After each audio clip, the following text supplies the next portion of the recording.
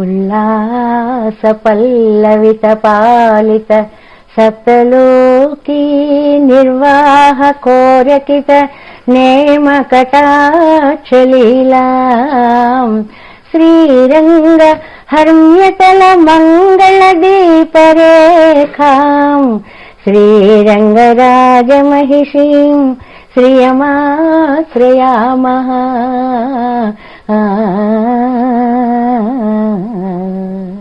ప్రియ భగవద్బంధువులారా, సర్వగంధస్వరూపుడు సర్వరసస్వరూపుడు అయినటువంటి శ్రీమన్నారాయణుని యొక్క తత్వాన్ని వేదాలన్నీ కూడా సర్వగంధ సర్వరస అనేటువంటి మంత్రాలతోటి ఎంత చక్కగా వర్ణిస్తున్నాయి అనేటువంటి దాన్ని ఆస్వాదించినటువంటి ఆ వేదాంతాచార్యులు అయినటువంటి వేదాంత దేశికులు గోదాస్తుతి అనేటువంటి గ్రంథంలో ఒక్కసారి స్వామి యొక్క వైభవాన్ని గురించి తలచుకుంటూ మురిసిపోతూ ఇవాళ 17వ శ్లోకంలో అసలు ఆ స్వామి నిజంగా సర్వగంధుడు ఎందువల్ల అంటే ఆపాద శిరఃపర్యంతం కూడా పరిమళ భరితమైనటువంటి శరీరం స్వామిది, ఎక్కడికి అక్కడే దానికి కారణాలు కూడా ఉన్నాయి అంటూ అద్భుతమైన ఒక శ్లోకాన్ని మనకు అందిస్తున్నారు. ఇవాళ మనం 17వ శ్లోకాన్ని ఆస్వాదిస్తున్నాము అని.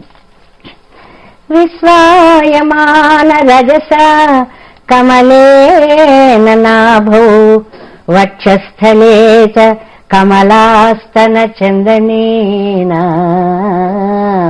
ఆమోదితోపి నిగమైః విభురంఘ్రియుగ్మే దత్తేన తేన శిరసా తవ మౌళిమాలా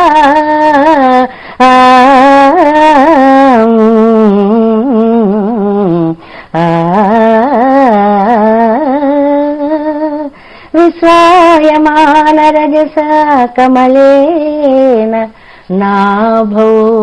మొట్టమొదటిగా నాభి వర్ణనము చేస్తూ అనంత పద్మ నాభస్వామిని ఒకసారి గుర్తు చేశారు వేదాంత దేశికులు అని. ఇక్కడ ఏమిటి అంటే సృష్టి చేసే శక్తి అంట స్వామి యొక్క నాభి నుంచి బయలుదేరింది. స్వామి యొక్క నాభి నుంచి అద్భుతమైన ఒక కమలం బయలుదేరింది. ఆ కమలంలో బ్రహ్మగారు బయలుదేరారు. వారికి సృష్టి కార్యక్రమాన్ని అప్పగించాడు శ్రీమన్నారాయణుడు.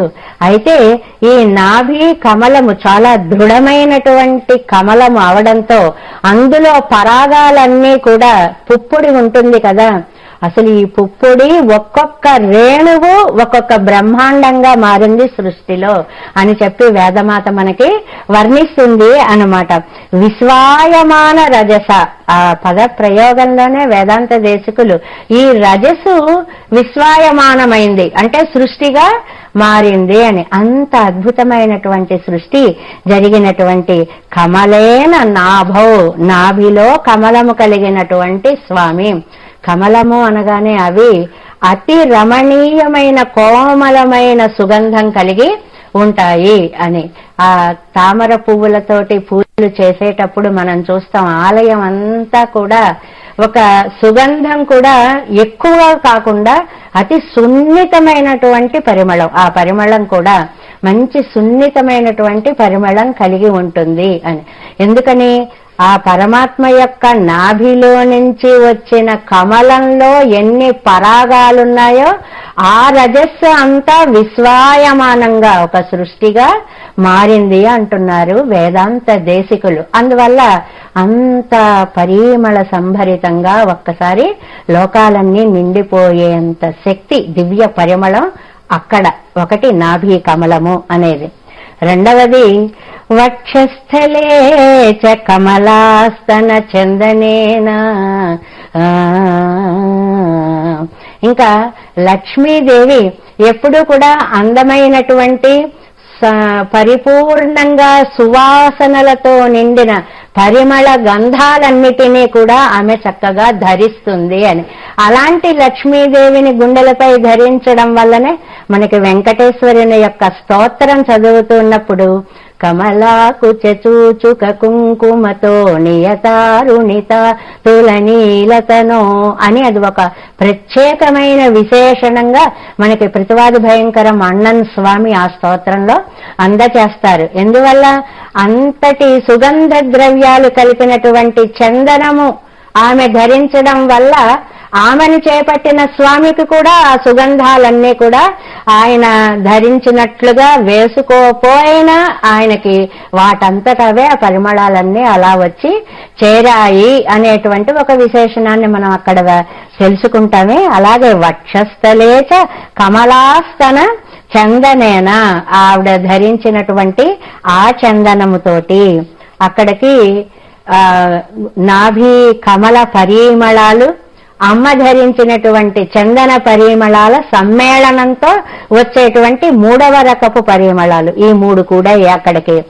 ఆమోదితోపి ఇన్ని సుగంధాలు. ఆమోదము అంటే పరిమళము అని ఒక అర్థము, సంతోషము అని ఒక అర్థం మనం మొన్న శ్లోకంలో చెప్పుకున్నాము. ఎందుకంటే వైజయంతిమాల పరిమళ భరితంగానూ ఉంది, ఆహా ఎంత బాగుంది అని నిత్య సంతోషాన్ని ఇస్తోంది అని 2 అర్థాలు మనం చెప్పుకున్నాం కదా. అలాగే ఆమోదితోపి నిగమై విభు అంగ్రి యుగ్మే.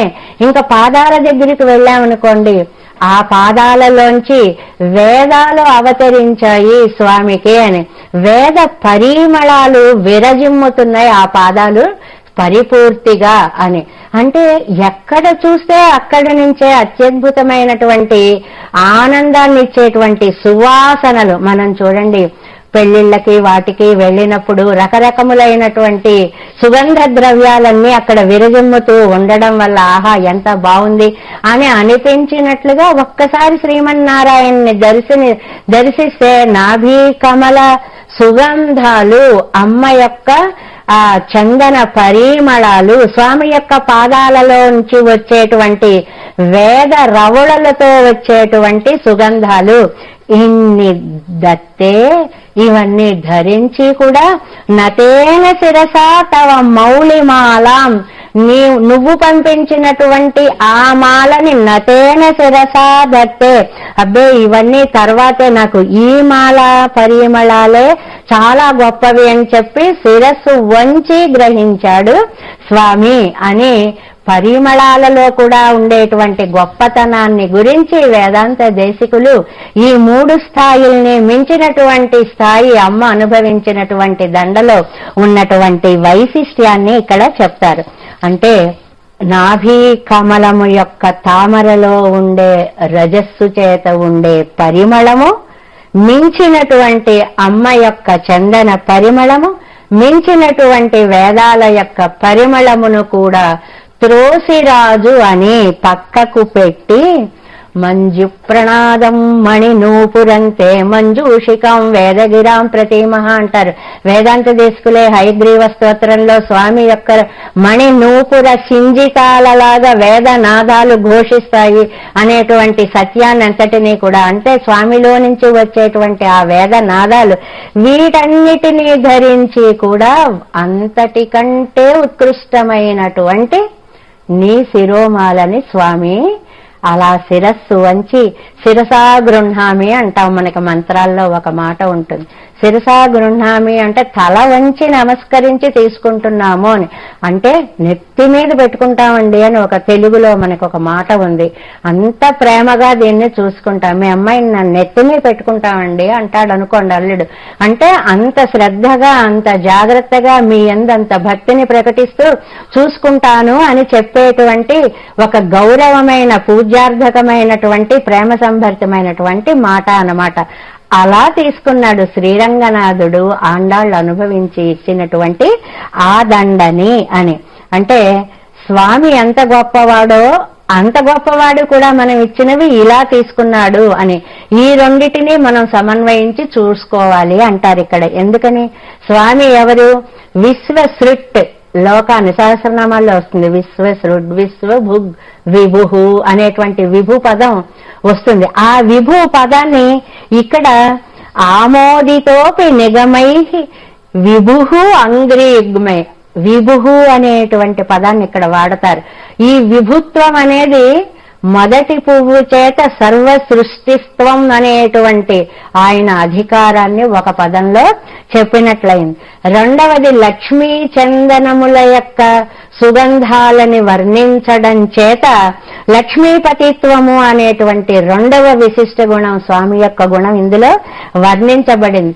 3 చరణాల్లోంచి వేదాలు వస్తాయి అనేటువంటి దాని చేత స్వామి వేద ప్రతిపాద్యుడు, వేదాల చేత నిరూపింపబడినటువంటి వాడు. ఆయన నుంచే సర్వ సృష్టి సకల దేవతా కోటి వినిర్గమించింది అనేటువంటి సత్యాన్ని వేదాలు ఎలా ఘోషించాయి అనేటువంటి దాన్ని ఇక్కడ మనం ఈ మూడిటిని అనుసంధానం చేస్తూ ఈ మూడిటికి సర్వసమర్థుడైనటువంటి ఆ విభుత్వం ఉందే, ఆ స్వామిత్వం ఉందే, అలాంటి పరతత్వం అమ్మా నువ్విచ్చినటువంటి ఈ దండని ఇంత శిరస అంటే అతి వినయంతో అతి ప్రేమతో పూజ్యార్థంలో తీసుకున్నాడు అంటే అంతకు మించినటువంటి ఆనందము ఇంకేమీ ఉంటుంది అనేది. దైవాన్ని మనం నిరూపించాలి అంటే ఈ 3 కారణాలని తీసుకున్న వాళ్ళు మన వాళ్ళు. ఇందులో ఒకటి ఆయన దండ తీసుకోవడం అనేది మామూలు విషయంగా చెప్పి ఆవిడ్ని గౌరవించాడు అనే కథగా పక్కన పెట్టేస్తే, వేదాలు నారాయణ తత్వాన్ని ప్రతిపాదించి ఆయననే కిమేకం దైవతంలోకే కిం వాప్యేకం పరాయణం సువంత కంకమత్యంత ప్రాప్నీయురు మానవ శుభమని విష్ణు సహస్రనామాలలో 6 ప్రశ్నలుగా వేసినటువంటి తత్వ నిర్ణాయకం పరబ్రహ్మ తత్వ నిరూపణం అనేటువంటిది ఇక్కడ వేదాంత దేశికులు మనకి అంత పెద్ద వేదాంతార్థాన్ని ఈ దండ కథ ద్వారా చిన్న పదంలో ప్రయోగించి ఇచ్చారు అని అంటారు.